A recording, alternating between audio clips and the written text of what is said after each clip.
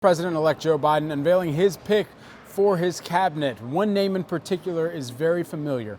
John Kerry, the longtime senator and former Secretary of State, will serve as the climate envoy for national security in the Biden administration. Kerry's role, it's going to be prominent as he will be the first member of the National Security Council to focus exclusively on climate change. Here's what Biden said about this discussion earlier. For the first time ever, the United States will have a full-time climate leader who participate in ministerial level meetings. And that's a fancy way of saying they'll have a seat at every table around the world. For the first time ever, there will be a principal on the National Security Council who can make sure climate change is on the agenda in the Situation Room. Now, Kerry has done much in the way of climate over the past few years. Kerry has signed the Paris Climate Accords, helping establish a wireless broadband network in India and becoming the highest-ranking U.S. official to visit Antarctica in 2016, and then reversing his stance on nuclear power in 2017, among other noteworthy events. Joining us now is Betsy Southerland, who is the former director of the Office of Science and Technology, EPA Office of Water, and is a member of the Nonpartisan Environmental Protection Network. Such a pleasure to have you here with us today, and thanks for taking the time. What message do you believe that President-elect Biden is making by selecting John Kerry as his quote-unquote climate czar? This is huge for the whole country and also for the whole world. I can't tell you how depressing the past 4 years have been, where we have lost all our expertise, all our information on climate change from every part of the federal government.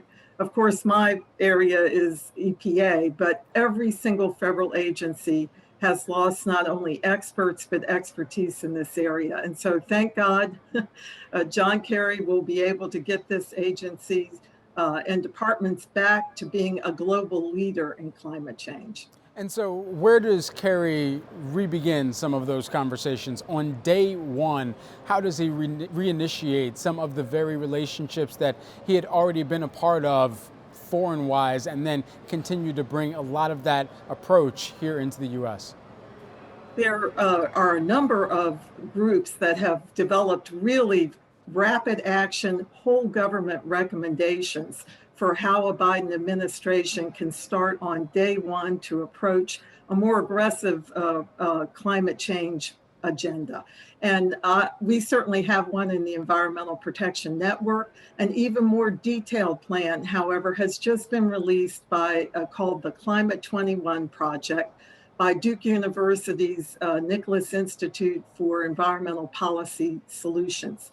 And they have detailed recommendations, as we do, for every step that a Biden administration can take at EPA and at 10 other agencies government-wide to restart the whole process of attacking climate change. You left your role at the EPA in 2017, and it was due to the direction that President Trump was taking the agency in. What is the biggest change that you're hoping to see from the Biden administration?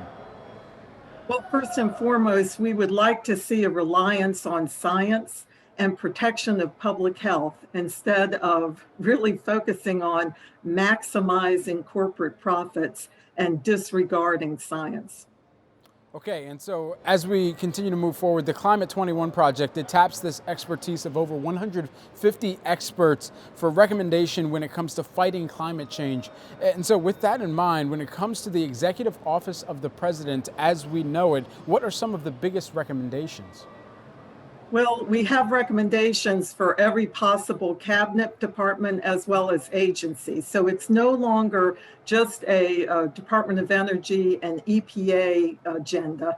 Every agency, including state, agriculture, treasury, has major action items. In EPA, the area that I've worked in, there are regulations and non-regulatory approaches that we believe will really decarbonize quickly and certainly make public health improvements right off the bat. We're awaiting Senate runoffs in Georgia for that particular race, those two particular races that we're going to be watching in Georgia, they could decide which way that the Senate actually skews towards. And if Republicans are able to maintain control of the Senate, we could have gridlock in Washington. What does this ultimately mean for the climate crisis, though? As we know, President-elect Biden has been more vocal than presidents past and even candidates past about this issue of the environmental crisis.